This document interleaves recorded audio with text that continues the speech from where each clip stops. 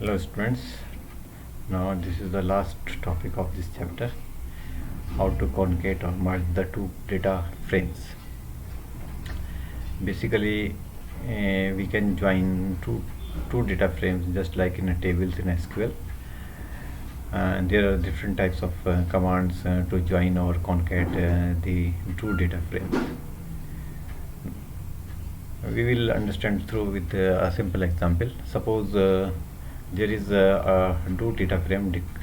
First I have created two dictionary 1 and dictionary 2, and there is a two set of values, value 1 and value 2, and one common ID 1 2 3 4 5, and values are A C E G I and B D F H J. अब हमने उसको data frame में convert किया, DF1 PD data frame dictionary 1 and dictionary, ये तो हम पहले से करते आ रहे हैं, दोनों डेटा फ्रेम में कन्वर्ट हो गए. Now we want to join these two data frames. DF3 equal to concat. Concat means to join the two data frames. Concatenation मतलब ज्वाइनिंग, ये हमने पहले भी यूज़ किया है वर्ड को. तो DF1 कॉमा DF2, तो DF1 और DF2 आपस में ऐड हो जाएंगे. तो देखो ये तो सिस्टम जनरेटेड आईडीज़ हैं, पहले से जो सिस्टम देता है 0 1 2 3 4, और ये दूसरे वाले डेटा फ्रेम की वैल्यूज़ हैं, आईडीज़ हैं 0 1 2 3 4. आईडी 1 जो हमने दी है 1 2 3 4 5, हमने कहा 1 से स्टार्ट हो 0 से ना हो, तो 1 2 3 4 उसके कॉरस्पॉन्डिंग आ गई. Similarly in second dictionary, second data frame, this is 2 3 6 7 8. अब उसकी कॉरस्पॉन्डिंग वैल्यूज़ को आ गया. वैल्यूज़ 1 में क्या है, ACEGI और फिर KM, इस वाले की KM वैल्यू 1, दोनों की वैल्यू 1 ले लिया, पहले वाले डेटा फ्रेम की और दूसरे वाले डेटा फ्रेम की वैल्यू 1 को यहाँ पे हमने प्रिंट करता है. फिर वैल्यू 2 में दोनों की आ जाएगी. सिमिलरली दूसरे एग्जाम्पल में क्या है, सब कुछ वैसा ही है. The only difference is that we have ignore index is equal to true किया है. ठीक, सेम है, सेम एग्जाम्पल, डेटा फ्रेम बनाया और कॉन्केट, जैसे यहाँ पे क्या था, concat DF1 comma DF2 and ignore index 2. तो if you want the row levels to adjust automatically according to the join, you will have to set the argument ignore index as true. मतलब एक parameter आपको extra देना पड़ेगा, that is ignore index true. देखो उससे क्या हुआ, 0 1 2 3 4 5 6 7 8, उसने उसको कंटिन्यूशन में रख दिया, और आईडी 1 2 3 फिर उसके बाद ये कर दिया. तो एक कॉमन वो आ गया आपका. एक और एग्जांपल मर्ज के थ्रू करेंगे अगर हम, एक थोड़ा सा डिफरेंस है इसमें.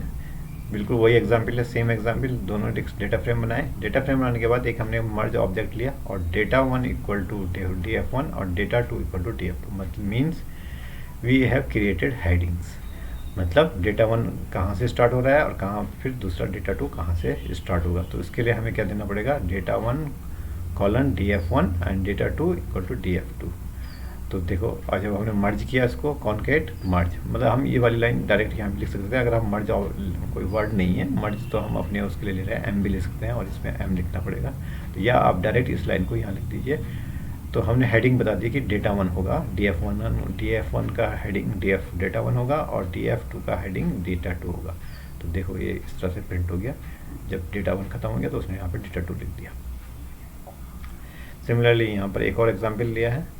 यहाँ पर हमने एक्सेस इक्वल टू 1 लिखा है. इस एग्जाम्पल हमने केवल चेंज किया है एक्सेस 1 मैंने पहले ही बताया था कॉलम के लिए यूज़ होता है. तो to concat different data frames along column you specify the index parameter as 1. ठीक है, एक्सेस 1 किया तो कॉलम वाइज हो गया, 0 1 2 3, तो value 1 value 2 ID and value 1 and value 2 दोनों कॉलम वो प्रेजेंट कर देगा. Merge operation in data frame. Two data frame might hold different kinds of information about the same entity or linked by some common feature or column. To join these data frame, pandas provides multiple functions, merge and join. कई सारे functions हमें मिलेंगे, left join, right join, तो उसी में से एक है. तो ये हमने देखो ये फिर से वही एग्जाम्पल ले लिया है.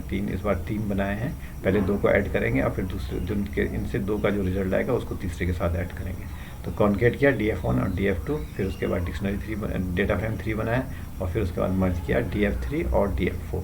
तो DF3 में क्या था, पहले दो का एडिशन, और DF4 में तीसरे वाले का तीसरा डेटा फ्रेम था। तो हमने DF3 और DF4 ऑन ID मतलब this will give the common row between two data frames for the corresponding column ID। तो उनकी जो कॉलम कॉरस्पॉन्डिंग IDs हैं उसके अकॉर्डिंग रिजल्ट आएगा। तो AC की भी सेम रिजल्ट इसमें आ जाएगा और तीसरा वाला इसके साथ आएगा। एग्जाम्पल 2 भी सेम इस तरह से है, इसमें राइट ऑन ID है, तो उसको देख लीजिए एक बार, समझ में आए तो मुझे पूछिए।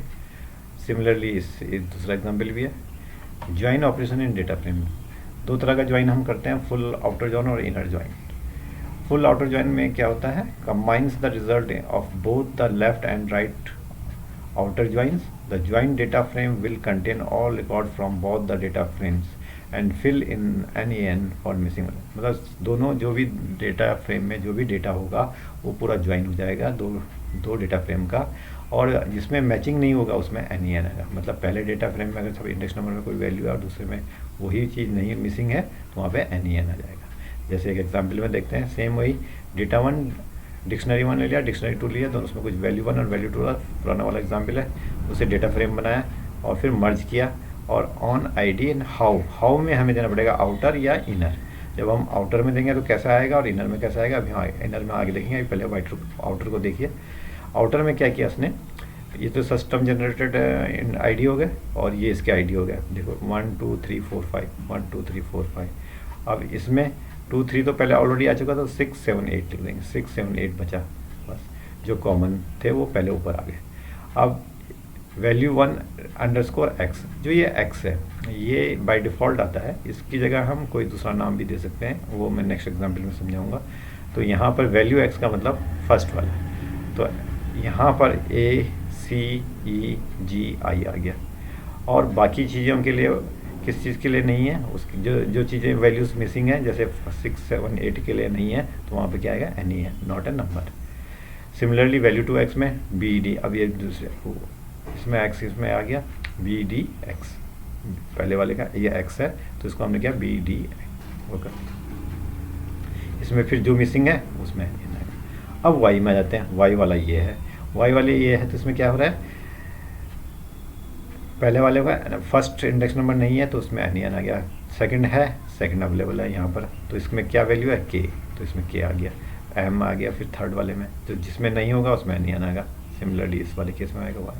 इसको थोड़ा सा पढ़ लीजिए। Resulting data frame had the entries from the both the table with NaN values for missing matching, बताई दिया मैंने आपको। One more thing to notice is that the suffix which is not appended to the column names to show which column का came from which data frame, मतलब कौन सी column का, जो x हमने अभी उतारा था, पहला वाला x ले लिया, दूसरा y ले लिया, इसको हम स्पेसिफाई कर सकते हैं कौन सी कमांड से, सफिक्स से। नेक्स्ट वाले में देखते हैं। देखो इसमें हमने क्या किया, सेम कमांड है, बस यहाँ पे हमने कहा सफिक्स लेफ्ट और राइट, तो लेफ्ट वाला पहला डेटा फ्रेम और राइट दूसरा डेटा फ्रेम आ जाएगा।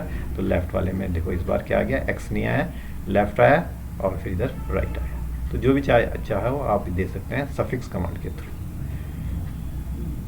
इनर ज्वाइन क्या होता है, inner join produce the only those record that match both the data frame. पहले वाले में क्या हो रहा था, आउटर में सब कुछ आ रहा था, जिसमें सभी डेटा मैच होके आ रहा था, और जो मैच नहीं हो रहा था उसमें NaN आ रहा था। यहाँ पर NaN नहीं आएगा, यहाँ पर जो मैच होगा केवल वही डेटा आएगा।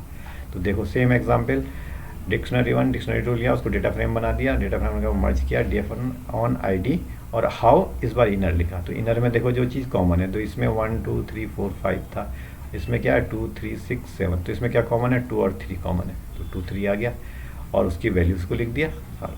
ये आपका इनर ज्वाइन हो गया। राइट ज्वाइन में क्या होगा, the right join produce the complete set of record right side data frame with the matching record. ये भी मैचिंग में आएगा, where available in data frame left side data frame. If there is no match there right side will contain null, यहाँ पर null आएगा या NaN आएगा। You will have to pass right how the merge function, तो ये आ गया how right आया, तो फिर से वो सेम जैसे पहले आया था सेम लेफ्ट ज्वाइनिंग दो बार दे दिया मैंने, इसको दोबारा से देख लीजिए। ज्वाइनिंग ऑन इंडेक्स, इसको देख लीजिए। Sometimes we have you have to perform to join the on the indexes on the right on the row level. For that you have to specify right index for the indexes right data frame and left index for the देखो इसमें वही example ले लिया, इस बार हमने क्या किया, left index true किया और साथ में हमने क्या किया, राइट इंडेक्स ट्रू कर दिया, और ये आप क्या मतलब इंडेक्सेस के थ्रू आएगा, तो 0 1 2 3 4 5 और इसका इंडेक्स लिख दिया, तो बिल्कुल वही डेटा सारा सारा आ जाएगा उसके अकॉर्डिंग जो आपका ये यहाँ पर होगा। CSV कॉमा सेपरेटेड वैल्यूज़, ये बहुत इंपॉर्टेंट है। इसमें क्या होता है कि आपका जो भी मोबाइल है या आपके का जो कॉन्टैक्ट्स होते हैं वो सारी जो है CSV फाइल में स्टोर होते हैं, मतलब जो आपके मोबाइल में CSV फाइल है उसके अंदर, या आपके ईमेल एड्रेस है, ईमेल एड्रेस में आपके कई सारे दोस्तों के एड्रेसेस स्टोर होते हैं, तो वो सब किस में स्टोर होते हैं, CSV कॉमा सेपरेटेड वैल्यूज़ में। इन फाइल्स को आप कहीं भी ले जा सकते हैं, एक्सेल में ले जा सकते हैं एक्सपोर्ट करके या इम्पोर्ट करके, कहीं भी आप दूसरी एक ऑलरेडी बनी हुई फाइल को आप अपने CSV फाइल में ले जा सकते हैं, या एक्सेल की बनी हुई फाइल को CSV में कन्वर्ट कर सकते हैं। तो इसको शॉर्ट नोट्स इसमें तैयार कर लीजिए। CSV is the comma separated value files which allows the data to be saved in a tabular format. CSV is a simple file such as spreadsheets or database. Files in the CSV format can be imported and exported from program that stores data in tables such as Microsoft Excel, OpenOffice. इसमें एक example करके मैं बता देता हूँ, बाकी सब मैंने भी बताया आपको कि कहाँ कहाँ पर हम इसको यूज़ कर सकते हैं। देखो ये इस तरह से दिखती है फाइल, जैसे कोई है आपका जो रिज़ल्ट आता है उसको भी हम CSV फाइल से कर सकते हैं। देखो क्या किया यहाँ पे, एक प्रोग्राम लिखा आपने पाइथन में छोटा सा, इम्पोर्ट pandas spd और df is equal to read, एक फंक्शन होता है read CSV comma separated values, pd dot एक फंक्शन होता है। आपकी सपोज ई ड्राइव है, उसमें emp.csv फाइल है, तो आप उसको प्रिंट करेंगे तो उसका आएगा।